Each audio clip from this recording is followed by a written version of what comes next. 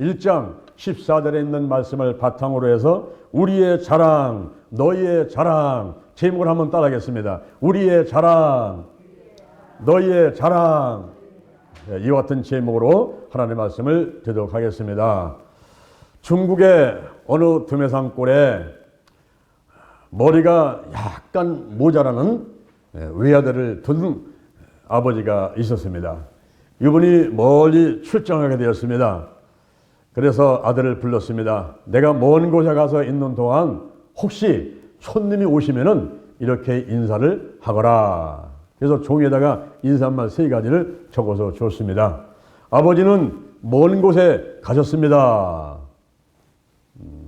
언제 오실지 모르십니다. 오셨으니 들어오셔서 쉬었다 가세요. 이렇게 3가지 인사말을 적어서 주니 아들이 아버지 걱정 마세요. 염려 다 붙들어 매세요. 제가 얼마든지 잘할 수가 있습니다. 그래서 그래 잘하거라. 이렇게 아들과 헤어져서 아버지는 먼 곳을 갔고 며칠 지났는데 손님이 왔어요. 그런데 이 아들이 그 아버지가 적어준 인사말을 외웠습니다. 아버지는 먼 곳에 가셨습니다. 언제 오실지 모르십니다. 오셨으니 들어오셔서 쉬었다 가세요. 이렇게 한두 번 외우니까 이게 외워지는 거예요. 아, 내가 머리 나쁜 사람이 아니구나.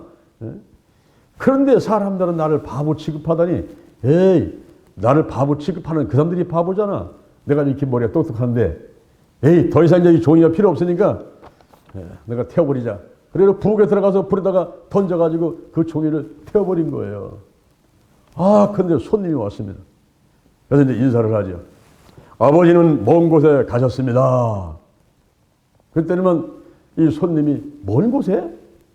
그래 언제 오신디야? 이러면서 소리를 높여가지고 언제 오시냐고 묻는데 이 손님이 소리를 크게 지른 바람에 그 다음 말을 잊어버렸어요. 언제 오실지 모릅니다. 이 말을 해야 되는데 그 잊어버려가서는 후회가 스러운 거예요. 마음에. 어제 불에다 태운 것을 후회가 들어. 그래가지고 어제 불에 태웠습니다. 그랬어요. 언제 오신다냐 그랬더니 어제 불에 태웠습니다. 뭐야? 화장을 했단 말이요. 아니 얼마도 만나서 반갑게 이야기하고 했던 사람이 인생 무상이네. 이렇게 죽어서 화장을 하고 말았단 말인가. 아이고 안타까워라 슬퍼라 이러면서 울다가 이 손님은 가버렸어요. 근데 이 아들이 어찌할 줄을 모르는 거예요. 어찌할 줄 모르는 거예요. 우리가 세상을 살다 보면은 짧은 말 한마디에 서로 오해를 가질 수가 있습니다. 여기 바울도 오해를 받았어요. 같은 동족인 유대인들한테 오해를 받았습니다. 저 사람은 율법을 파괴하는 사람이다. 그 이방인들한테 또 오해를 받았습니다. 저 사람은 이권과 헌금을 착복하는 사람이다. 근데 더욱더 가슴이 아픈 것은 이 바울이 세운 교회, 고린도 교회의 성도들한테 오해를 받게 되었습니다. 바울은 불성실한 사람이다. 진실하지 못하다. 바울은 변덕스러운 사람이다. 이렇게 오해를 받게 되었습니다. 그럴 때 바울이 너무나 마음이 아파가지고 오해하지 마라. 나는 그런 사람이 아니다. 오늘 본문 말씀을 통해서 3가지 말을 하면서 오해를 풀라고 이야기를 하는 것입니다. 오늘 이 말씀이 바울이 고린도 교회 성도들에게 주는 말씀이지만 오늘 이 말씀이 대전 힐링 교회 바로 성도 여러분에게 또 유튜브로 예배드리는 여러분들에게 주시는 레마의 말씀이 되기를 주님의 이름으로 축원을 드립니다. 첫 번째, 양심이 꺼리낌이 없다 그랬어요. 한번 따라합니다. 양심에 꺼리낌이 없다. 이 양심이 뭡니까? 자기 행위에 대해서 옳고 그름을 판단하고 올바른 말과 행동을 하려고 하는 마음인 것입니다. 이것은 법 이전의 마음의 기준인 것입니다. 하나님께서는 사람들의 마음에 양심을 주셨습니다. 그래서 자기가 옳은 일을 하게 되면 떳떳한 자세를 갖게 하고 옳지 못한 일을 하면 부끄러움을 갖게 해서 세상을 살아가면서 선한 일을 하라고 양심을 준 것입니다. 그런데 이 양심이 더러워지고 이 양심이 화해를 맞게 되면은 자기가 잘못하는 것을 깨닫지 못해요. 죄인 줄을 모릅니다. 잘못했음에도 불구하고 부끄럽게 생각하지를 않습니다. 그래서 하나님께서는 양심을 갖되 착한 양심, 선한 양심을 가지라고 말씀을 하는 것입니다. 디모데전서 1장 19절에 믿음과 착한 양심을 가지라. 베드로 전서 3장 21절에 오직 선한 양심이 하나님을 찾아가는 것이니라. 우리 성도님들이 신앙생활 할 때에 믿음을 갖고 착한 양심을 갖고 선한 양심을 가지면 올바른 말을 하고 올바른 행동을 하면서 하나님을 잘 섬길 수가 있게 되는 것입니다. 그런데 고린도 전서 8장 7절에 더러운 양심, 디모데 전서 4장 2절에 화인 맞은 양심을 갖게 되면 죄를 짓고도 부끄러워하지 아니하고 죄가 죄인 줄 모르고 깨닫지 못하면서 오히려 다른 사람들에게 피해를 주면서 살아가게 되는 것입니다. 고린도 후서 1장 12절에 보니까 바울이 이런 얘기를 합니다. 우리가 세상에 너에 대해서 특별히 대해서 하나님의 거룩함과 진실함으로 한 것을 우리 양심이 증거한다. 우리 양심이. 내가 육체의 지혜로 하지 아니하고 하나님의 은혜로 한 거, 이거 내가 우리 양심이 증거한다. 양심이. 이것이 우리의 자랑이다. 했습니다. 고린도 교회 성도들을 향해서, 그 고린도 교회를 향해서 항상 육체의 지혜로 하지 아니하고 하나님의 은혜로 대하고 불성실하게 진실치 못하게 변덕스럽게 대한 것이 아니라 이렇게 양심의 증거인데 양심의 꺼리낌이 없이 이렇게 대한 것, 이것이 바로 우리의 자랑이다. 이렇게 말을 하고 있습니다. 정말 바울은 열심히 특심했던 사람이죠. 그 사람은 자비랑 선교를 하면서 천막을 지어 팔면서 그 돈 가지고 전부 헌금을 하고 그리고 자기의 목숨까지 아예 이를 각오를 하면서 복음을 전했던 사람이 바울이었습니다. 양심에 조금도 꺼리낌이 없다는 거예요. 하나님에 대해서, 자기 양심에 대해서, 다른 사람들에 대해서 조금도 부끄럽지 않은 그러한 일을 했다라고 말을 하고 있는 것입니다. 우리가 신앙생활을 하다 보면은 이렇게 하나님만을 위해서 정말 성도들을 위해서 복음을 위해서 최선을 다하는 사람들이 있는가 하면은 그렇지 않고 교회 나오는 사람들이 감투 싸움을 하고 돈 때문에 이권 다툼이 있고 그래서 교회가 갈라지고 싸움이 그치지 않는 그런 교회와 성도들도 많이 있습니다. 이럴 때에 우리가 정말 믿음과 그리고 착한 양심과 선한 양심을 가지고 올바른 말을 하고 올바른 신앙 가지고 신앙생활을 한다는 것이 얼마나 중요한지 이것을 강조하고 있는 것입니다. 한국갤럽에서 한국인의 종교와 종교의식에 대해서 설문조사를 했습니다. 세상을 살아가면서 가장 중요하게 생각하는 것이 무엇입니까? 그랬어요. 그랬더니 건강이라고 대답한 사람이 29.1%입니다. 그리고 돈, 경제력이 중요하다고 대답한 사람이 18.3%예요. 그리고 믿음과 신뢰가 중요하다 한 사람은 11.4%에 불과했습니다. 개인적이고 세속적인 가치가 신앙의 가치를 앞서고 있다는 것을 볼 수가 있어요. 세상에서는 물질 만능주의죠. 돈, 건강. 예수 믿지 않는 사람들이 이렇게 돈과 건강에 관심이 있는데 하나님을 믿는 성도들조차도 이 세상의 흐름을 벗어나지 못하고 믿음, 신앙 가치보다도 오히려 개인적이고 세속적인 가치를 앞세우고 있다는 것에 안타까움이 있는 것입니다. 오복이라는 말이 있죠. 새해 복 많이 받으세요. 그러면 복이 뭡니까? 복이 바로 행복이죠. 행복은 뭡니까? 이것은 마음에 모자라지 않는 기쁨을 말하는, 마음에 모자라지 않는 넉넉한 기쁨, 이게 행복인데 복 받으세요. 그럴 때 그 복을 사람들은 오복을 많이 얘기를 합니다. 통속편에서는 수, 부, 그리고 귀, 오래 사는 거, 물질 많은 거, 명예, 그리고 강령, 건강한 거, 그리고 자손 중다, 자손이 번창하는 것, 이런 것들을 통속편에서는 5가지 복이라고 말하고 있습니다. 그리고 상서편에서는 수, 부, 그 다음에 덕, 이 명예보다는 착한 일을 많이 하는 것이 좋다. 그리고 강령, 그 다음에 고종명, 그래서 천수대로 사는 것이 복이다. 이렇게 말하고 있습니다. 그런데 이 2가지에서 겹치는 것이 있어요. 겹치는 것. 통속편이나 상서편에서 똑같이 얘기하는 겹치는 것이 바로 수, 그리고 부, 그다음에 강령입니다. 요 세 가지는 어디서나 똑같이 얘기를 해요. 오래 사는 거, 그리고 물질이 많은 거, 건강한 거, 이런 얘기를 합니다. 한국 갤럽에서 조사한 것도 보면은 사람들이 건강한 거, 돈, 그 얘기를 하지 않습니까? 세상 사람들이 그런 것에 관심 있고 예수를 믿는 사람도 그런 것에 관심이 있다는 거죠. 저도 5가지 복을 얘기를 하죠. 5복 얘기를 합니다. 건강의 복, 또 영적인 복, 건강의 복, 가정의 복, 일꾼의 복, 물질의 복, 이 5가지를 늘 이야기를 하고 제가 성도들을 위해서 기도할 때도 그 5가지 복이 임하게 되기를 기도하고 있습니다. 여기도 3가지가 겹치죠. 그 한 가지는 장수지요. 그 다음에 물질이죠. 그 다음에 건강이죠. 제가 말하는 5복 속에도 똑같이 그 3가지는 들어있어요. 들어있는데 문제는 뭐냐면 순서가 문제인 것입니다.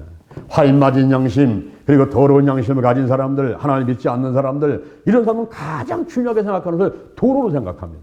돈, 그 다음에 건강.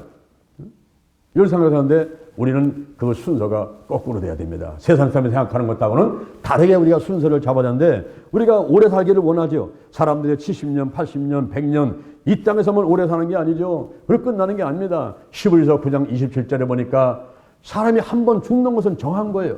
근데 그 후에는 반드시 심판이 있습니다. 하나님을 믿으나 믿지 않으나 다 영원히 사는 거예요. 우리 죽음은 끝이 아닙니다. 새로운 시작인 것입니다. 그런데 하나님을 믿는 사람은 이제 죽어서 천국에서 새로운 세상이 생깁니다. 천국에서 영원히 사는 영생의 삶을 살아가야 되는 것이죠. 그런데 하나님을 믿지 않은 사람들은 그것이 끝이 아닙니다. 무덤에 가 있는 게 끝이 아니에요. 또 새로운 시작이 있는데 바로 지옥에서 영벌, 꺼지는 불 속에서 영원히 고통 가운데 살아가는 영벌의 삶이 시작이 되는 것입니다. 그래서 우리는 영적인 복, 오래 살기는 하되 이 땅에서도 오래 살고 그리고 죽은 다음에도 영원히 살되 그것은 이 땅에서는 백세 건강 그리고 죽어서는 천국에 가서 영생하는 것을 말하는 것입니다.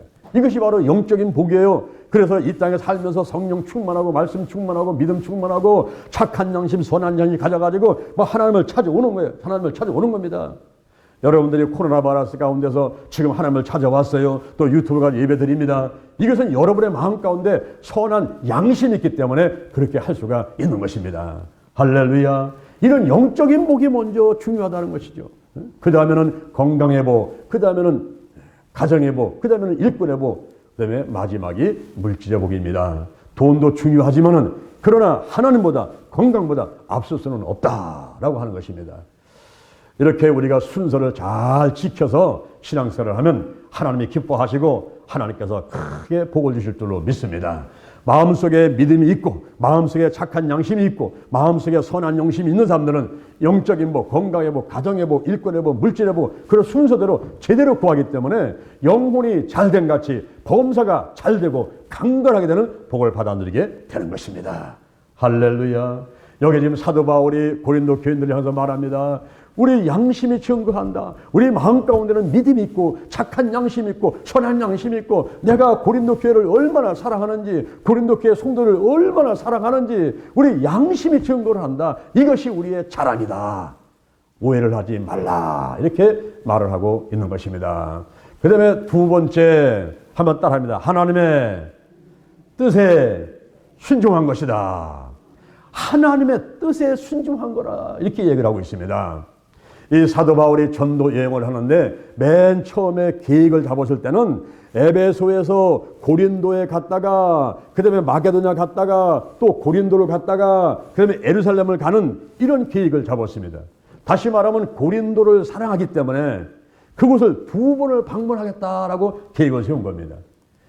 한 번 가보고 2번 가보고 무엇이 부족한지 어디가 잘못됐는지 보살펴 주려고 내가 2번을 방문하겠다. 그래서 고린도 교인들이 너무너무 기뻤던 거예요. 야, 에베소 저 마게도냐는 한 번만 가는데 우리한테는 2번씩이나 온다니 이렇게 바쁘신 분이 얼마나 감사한 일인가 기뻐했습니다. 그런데 환경이 바뀌어버렸어요. 여러 가지 좋지 않은 힘든 일이 생기자 이 계획을 바꾸는 것입니다. 고린도를 한번 빼버렸어요.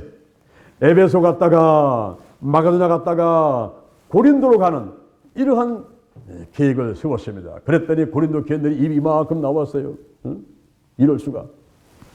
그런데 그 다음에 또 상황이 바뀌어버렸어요. 그래가지고 이번에는 이제 에베소에 갔다가 또 고린도에 갔다가 그 다음에 에베소를 또 가고 그 다음에 마게도나 가는 이런 계획을 세웠습니다. 고린도를 2번 가는 게 아니라 에베소를 2번 가는 그런 계획을 세우고 그렇게 행했습니다. 그랬더니 고린도 교회원들이 난리 난 거예요. 아니 우리한테 2번 온다더니만 에베소한테 2번 가고 우리한테는 1번밖에 안 오고 이럴 수가. 이 바울은 변덕쟁이야, 거짓말쟁이야, 불순종하고 진실치 못한 사람이야 이러면서 바울을 공격을 해댔습니다. 그럴 때에 바울이 하는 말이 우리 하나님은 예만 하고 예한 것은 아니라 하지 않듯이 우리 하나님의 종들도 예 아니오 가운데 내 마음대로 결정하는 것이 아니라 하나님의 뜻에 따라서 결정한다면 어쩔 수 없이 그렇게 행하게 된다. 이것을 설명을 하고 있는 것입니다. 고린도 후서 1장 18절에서 하나님의 약속은 얼마든지 그리스도 안에서 예가 되니 그런즉 그로 말미암아 우리가 아멘 하여 하나님께 영광을 돌리게 하느니라 그랬어요. 여러분 예수님은 항상 하나님의 뜻에 순종을 했지. 겟세마네 동산에서 땀방울에 모세 혈관에 터져가지고 피가 섞여서 쏟아지면서 애쓰고 힘써 기도합니다. 하나님 아버지 이 잔을 내게서 옮겨주옵소서. 할만하면 제가 십자가에 달리지 않게 도와주시옵소서. 이러면서 기도한 거죠. 그런데 마지막에는 나의 원대로 마옵시고 아버지 원대로 하시옵소서. 내가 십자가의 양손과 양발에 대못이 박히고 살이 찢기고 피를 흘리고 그런 고통 가운데 죽어가는 죽임이라 하더라도 그것이 하나님의 뜻이면 순종하겠나이다. 오늘날 성도들이 그리스도 예수 안에서 하나님 말씀을 듣고 이게 하나님의 뜻이구나 판단이 되면 주저할 것 없이 실행을 해야 되겠지요. 하물며 하나님의 종들은 주의 종이잖아요. 하나님의 종들은 이게 하나님의 뜻이다 하게 되면은 뭐 가족이나 물질이나 명예나 목숨까지도 다 뒤로하고 그 뜻을 순종하고 실행해 나갈 수밖에 없는 것이죠. 그게 잘하는 것입니다. 잠언 16장 9절에 보니까 사람의 마음으로 자기 길을 계획한다 할지라도 그 걸음을 인도하시는 분은 여호와 하나님이시다 그랬어요. 우리 마음 가운데 생각이 많습니다. 계획이 많습니다. 그러나 기도하다 보면요, 내가 계획한 거 내가 생각한 것하고는 전혀 다른 곳으로다가 인도받을 때가 있어요. 그럴 때는 아닌데 이게 아닌데 하면서도 그냥 발걸음이 가게 돼요. 그래서 우리가 하나님의 뜻을 헤아려 아는 것이 중요한데 어떤 문제가 딱 있게 되면은 기도해 보면요, 마음에 평안이 오는 경우가 있어요. 이 마음의 평안은 건널목에 설치되어 있는 시루동의 푸른 시루이라고 보면 됩니다. 마음에 평안이 있을 때면 그냥 실천을 해야 돼요. 그런데 문제를 놓고 기도하다 보니까 마음이 막 불안한 거예요. 내 방법대로 한번 해결해 보려고 하니까 마음이 막 불안한 거예요. 그거는 잠시 스톱.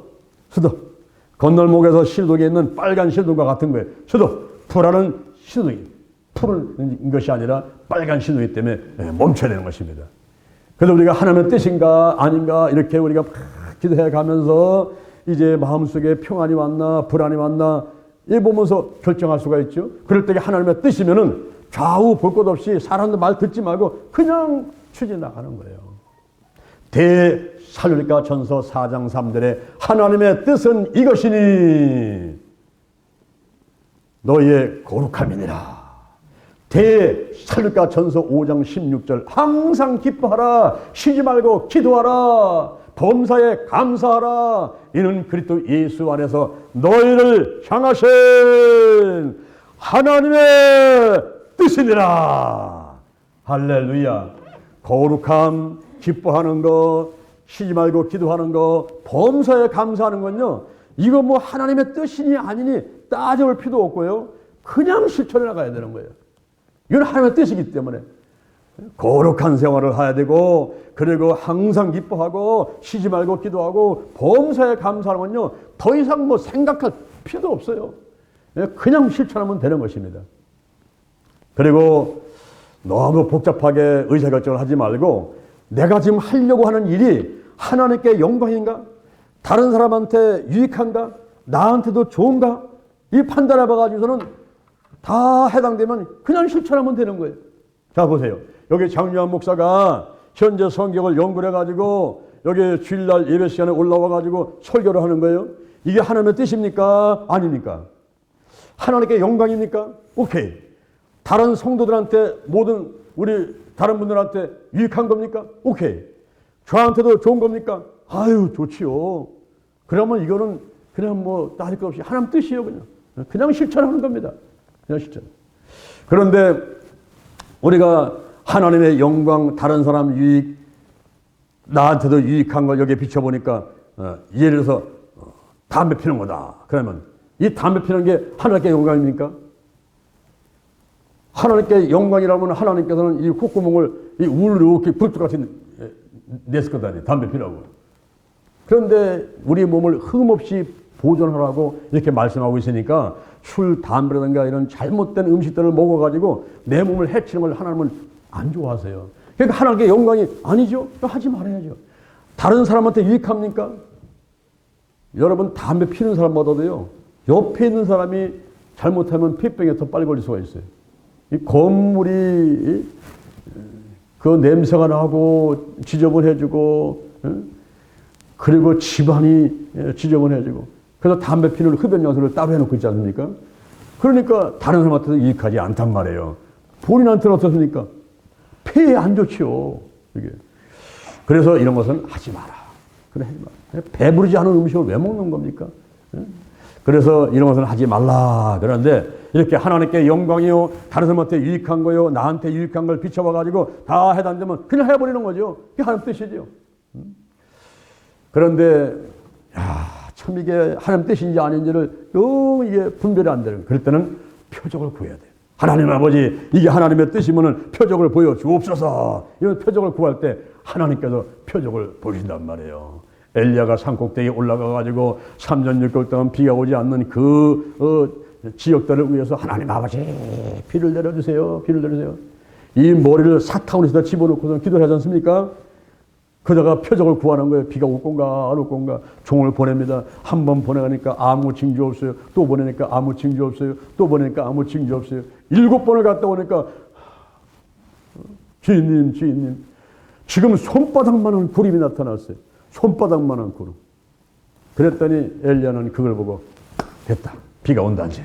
손바닥만 구름을 보고 앞으로 비가 쏘나기가 오고 홍수가 쏟아내는 것을 이야기를 하고서는 우리 빨리 내려가자고 내려오는 그런 말씀을 성경에서 기록한 것을 볼 수가 있습니다. 우리가 표적을 구하는 거예요. 표적. 기도원이 표적을 구했듯이 우리가 신앙생활 가운데 표적을 구해서 하나님의 뜻인 줄 알고 실천해 나가는 것이 중요한 것입니다. 여기 바울이 왔다 갔다 한 것 같지만은 기도하면서 하나님께서 표적을 보여주시고 마음의 불안이냐 평안이냐 이런 사인을 주시고 그래서 결정했다고 그러는 거예요. 오늘날 여러분들이 신앙생활 가운데 이 하나님의 뜻을 구하는 것이 참으로 중요합니다. 하나님의 뜻대로 가면은 형통하고 좋은 일이 많이 있는데 하나님의 뜻과 다른 길로 가게 되면은 길이 막혀버리고 고생하게 되는 것입니다. 그러므로 하나님의 뜻대로 살아가는 여러분 되시기를 주님의 이름으로 축원을 드립니다. 그 다음에 세 번째 따라합니다. 너희를 아끼려 합니다. 너희를 아끼려 합니다. 이 바울이 왔다 갔다 한 것 같지만은 고린도를 2번 방문하려다가 1번 방문하려고 하다가 이제는 또 고린도가 아니라 에베소를 2번 방문하고 이렇게 된 것이 전부 너희들을 아끼려 함이니라 그랬어요. 영국의 어느 의학 잡지에 다음과 같은 글이 실렸습니다.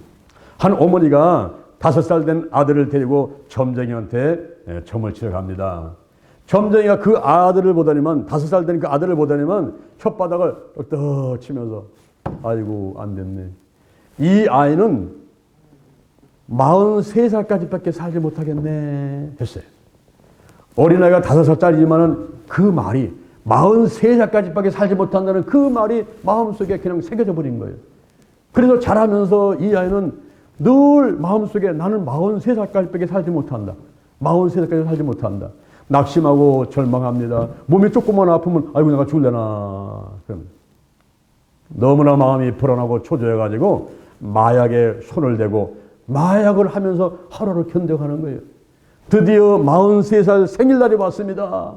그때 많은 사람들이 유명해진 이 사람을 찾아와서 생일 선물 갖고 오게 되고 꽃 갖고 오고 와서 축하한다고 해드는데 달려와 보니까 사람이 없어요. 어디 갔습니까? 이 사람이 시체가 되어 영안실에 누워있는 거예요. 왜 죽었습니까? 마약 중독으로 죽은 거예요. 이 사람이 누굽니까? 이 사람은 영국에서 시작해서 전 세계에 새로운 음악의 장르를 선보여가지고 묻 여성들의 심금을 울렸던 토큰노래 황제 엘비스 프레슬리. 이름을 들어보셨죠? 엘비스 프레슬리. 그 유명한 가수였던 것입니다. 이 사람이 왜 빨리 죽었습니까? 그 점쟁이의 잘못된 말 한마디가 마음속에 새겨가지고 나는 43살까지 살지 못한다. 이래가지고 불안하고 초조하고 마약을 먹고 더 마약을 자꾸 하다가 마약 중독에 결국은 43살에 세상을 떠나고 만 것입니다. 만약에 엘비스 프레슬리가 교회 와가지고 목사님들, 성도들 만들면서 당신은 걸작품입니다. 당신은 백세 건강, 당신은 영원히 천국 가서 영생합니다. 이런 얘기를 들었으면요, 희망을 가지고 문제가 와도 코로나 바이러스가 와도 어떤 질병이 와도 까짓것 하나님이 나와 함께 하시는데 이까짓것 하면서 강한 마음을 갖자 모든 문제는 떠나가고 질병이 떠나가고 건강에 대해서 정말 백세 건강하고 저 천국 가서 영세하는 사람이 됐을 것입니다. 시편 16편 3절에 이 땅에 있는 성도는 존귀한 자니 하나님의 모든 즐거움이 저에게 있도다. 베드로 전서 2장 9절 우리의 정체성이 어떤 것입니까? 우리 성도가 어떤 사람입니까? 너희는 택하신 족속이요 왕같은 제사장이요 거룩한 나라요 하나님의 소유된 백성이다. 할렐루야. 우리의 주인이 하나님이시요. 하나님이 함께 하시는데 내게 다가온 문제와 질병들이 무엇이 나를 쓰러뜨리겠습니까? 하나님이 함께 하시니까 합력해 손을 이루면서 내 앞에 태산 같은 문제가 와도 그 문제를 이겨낼 수가 있고, 할렐루야, 코로나 바이러스가 와도 우리는 이겨낼 수 있고, 아멘. 각종 질병이 와도 우리를 쓰러뜨리지 못해 될 줄로 믿습니다. 우리는 걸작품이에요. 마스터피스 걸작품. 여러분 작품이 뭡니까? 이 작품하고 상품은 다른 거예요. 상품은 똑같이 생기기에 많은 거예요. 그러니까 수요 공급의 법칙에 의해서 공급이 많으면은 공급이 많은데 사가는 사람이 별로 없어요. 그러면 이 물건은 싸집니다. 어떤 막 공짜로 가져가라도 안 가져가요. 그런데 공급이 작아요. 딱 하나밖에 없어요. 하나밖에 없는데 이걸 살려고 하는 사람이 막 수백 수천 명이 몰려들잖아요. 그러면요 그거는 값이 막 부르는 게 값이에요. 부르는 게. 이 상품은 많은 거지만 작품은 하나요. 작품은 귀한 겁니다. 여러분 다이아몬드가 왜 비쌉니까? 귀하기 때문에. 금덩어리가 왜 비싼 거예요? 귀하니까. 오늘 이 자리에 계신 저와 여러분은 상품이 아닙니다. 우리는 작품인데 걸작품이에요. 걸작품. 이전에도 이후에도 만세전서부터 만세후까지 나라는 사람은 오직 하나입니다. 나라는 사람은 오직 하나예요. 할렐루야. 네? 여러분 길거리 가서 한번 쳐다보세요. 나하고 똑같이 닮은 사람 있나 한번 쳐다보세요. 눈은 2개, 코는 1개, 귀는 2개, 입은 1개인데 모든 장기의 개수는 다 똑같이 달리지도 다 똑같은데 희한하게 나하고 다 달라네요. 일란성 쌍둥이라 하더라도 생긴 모습이 다르다는 것입니다. 오직 나는 나요. 오직 나는 나고 나는 하나입니다. 할렐루야. 따라합니다. 내가 인생의 주인공이다. 아멘. 우리 영화라든가 드라마에서 보면 주인공이 있죠. 엑스트라가 있죠. 조연이 있죠. 거기서 내 인생에서 내가 바로 주인공이에요. 내가. 이렇게 귀한 존재입니다. 걸작품입니다. 걸작품. 그러니 하나님께서 우리를 사랑하시고 함께 하시니 얼마나 감사해요. 얼마나 감사합니까? 이 걸작품이다. 나는 왕같은 제사장이다. 나는 거룩한 나라다. 나는 택하신 족속이다. 하나님의 소유다. 이 정체성을 확신하게 되면요. 세상 살아가는 동안에 낙심과 절망은 떠나가고 항상 희망과 그리고 감사와 하나님을 향한 찬양만 있게 되는 것입니다. 아멘. 고린도후서 1장 23절에 너희를 아끼려 함이니라. 이 말이 무슨 말입니까? 너희를 아끼려 함이니라. 헬라어로 말하면 페이도마이. 시간적인 여유를 갖고 돌아올 때까지 기다리는 것이 너희를 아끼려 함이니라 그랬어요. 고린도 교인들이 사도 바울에 대한 오해를 가지고 저 사람은 변덕장이야, 저 사람은 거짓말장이야, 저 사람은 진실치 못해 불순한 사람이야. 그래가지고 바울을 떠나버리는 거예요. 팽돌아서는 거예요. 그럴 때에 바울은 너희를 아끼려 함이니라. 시간적인 여유를 두고 다시 돌아오기를 기다리겠다. 왜? 너희들이 골자품이기 때문에, 귀한 존재이기 때문에, 이 세상에 하나밖에 없기 때문에, 하나님이 아끼는 사람이기 때문에 너희들이 시험 들어가지고 세상으로 가는 것을 원치 않고 시간적인 여유를 두고 돌아올 때까지 기도하면서 기다리겠다 하는 것입니다. 할렐루야. 저도 고등학교 2학년 때 성령의 불을 받고 주변에 있는 사람들이 참 저한테 너는 신학교 가가지고 목사 되라고 얘기를 했어요. 그런데 내 생각은 돈을 많이 벌어야 된다 생각해가지고 신학교 가지 않고 하나님을 떠나가지고 세상에 가서 돈 번다고 이리 뛰고 저리 뛰고 뛰어다니는 세월이 15년의 세월입니다. 15년. 그럼에도 불구하고 하나님은 기다리셨어요. 오랫동안 기다리셨습니다. 너를 아끼려 함이니라. 페이 도마이. 너를 아끼려 함이니라. 시간적 여유를 두고 15년이 아니라 150년이라도 내가 돌아올 때까지 내가 기다리겠다. 이런 자세를 하나님께서 가졌던 것 같아요. 어느 날 이사야 41장 10절의 말씀을 주십니다. 두려워하지 말라. 내가 너와 함께하느니라. 놀라지 마라. 나는 너의 하나님이 됨이니라. 내가 너를 굳세게 하리라. 참으로 너를 도와주리라. 참으로 나의 의로운 오른손으로 너를 붙들리라. 할렐루야. 그 말씀이 들리고 또 들리고 들리고 또 들려서 울면서 제가 하나님께로 돌아갔잖아요. 그때부터 시작해서 지금까지 30년 넘게 뒤도 안 돌아보고 좌우 살피지 않고 오직 하나님만 바라보면서 나의 시간, 물질, 몸, 정성을 다 해서 하나님의 일을 하려고 달려가고 있는 것입니다. 할렐루야. 페이도마이 시간적 여유를 두고 끝까지 기다리는 거예요. 돌아올 때까지 기다리는 것입니다. 여기 한 부모가 있습니다. 외아들이 있습니다. 그 외아들이 아빠하고 엄마를 뒤로 하고 가출을 해버렸어요. 몇 년이 지나도 집에 돌아오지 않습니다. 그러니까 이 아버지하고 어머니는 가슴에 못이 됐겠어요.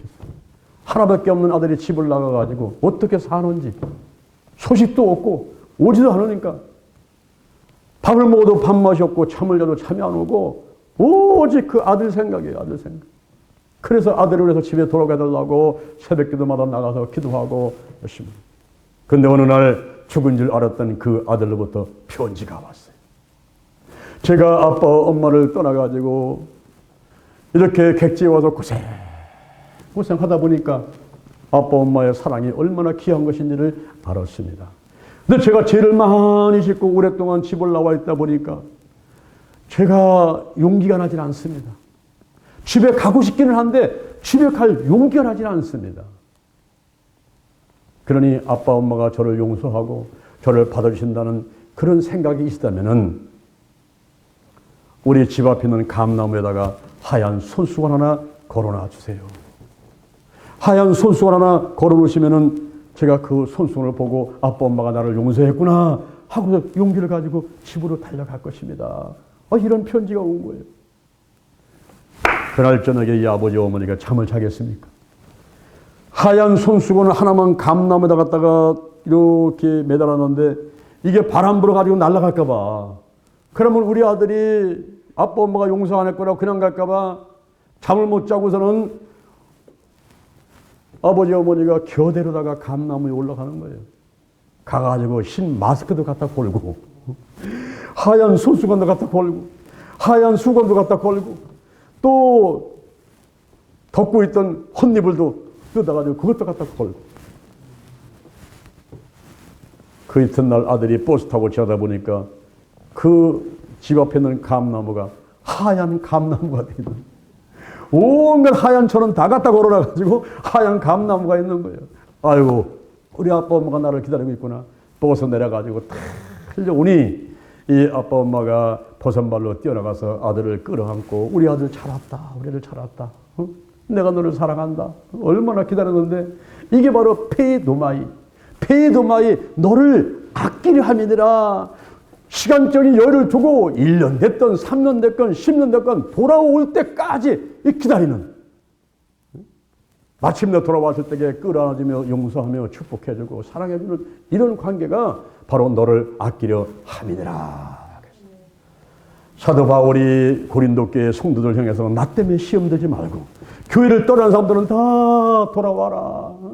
내가 너희들을 얼마나 기다리는데, 얼마나 사랑하는데, 그런 말이었습니다. 그러면서 너희가 바로 우리의 자랑이요, 우리가 바로 너희의 자랑이 되기를 원한다는 이런 말씀을 하고 있는 것입니다. 여러분, 자식은 부모의 영광이죠. 부모가 자식의 영광입니다.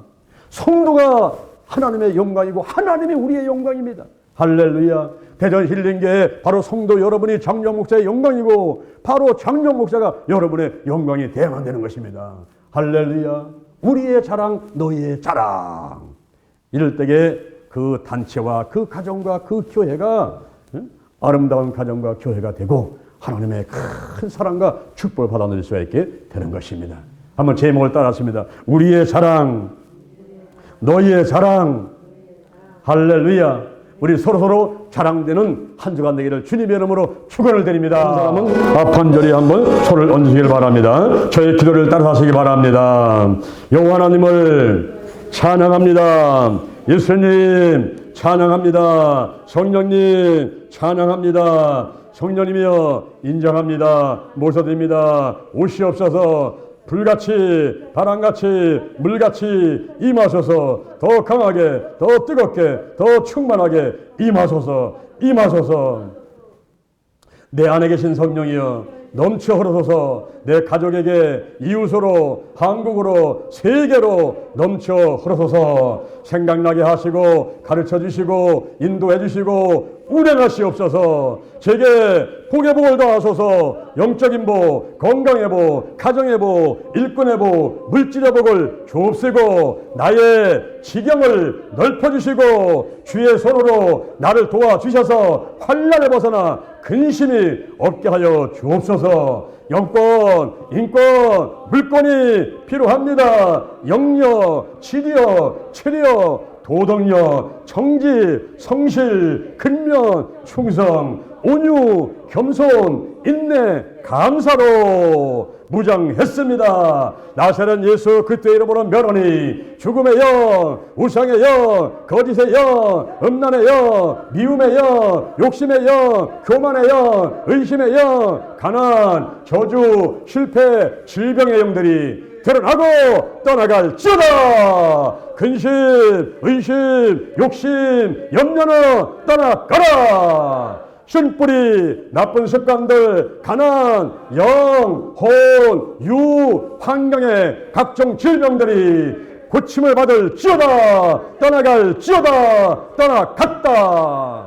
오늘이 내 인생의 절반이다. 오늘이 내 인생의 가장 젊은 날이다. 오늘부터 시작하여 여호와 하나님께서 나를 한국과 세계에서 크게 쓰실 것이며 나와 함께 하신다. 만군의 하나님 여호와가 함께 하시니 내가 점점 강성하가니라. 오늘이 현재요, 오늘이 선물이다. 오늘 예배드리고 오늘 은혜 받고 오늘 기도하고 오늘 치유받고 오늘 전도하고 오늘 생명 살리고 오늘 교회 보고시키고 오늘 하나님의 뜻에 절대 순종하자. 나부터 거룩하겠습니다.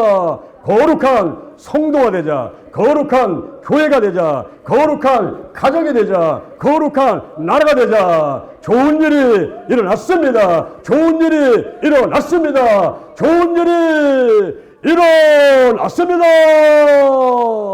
감사합니다. 사랑합니다. 축복합니다. 예수님의 이름으로 기도합니다. 아멘. 할렐루야. 우리 하나님께 영광에 감사하시겠습니다.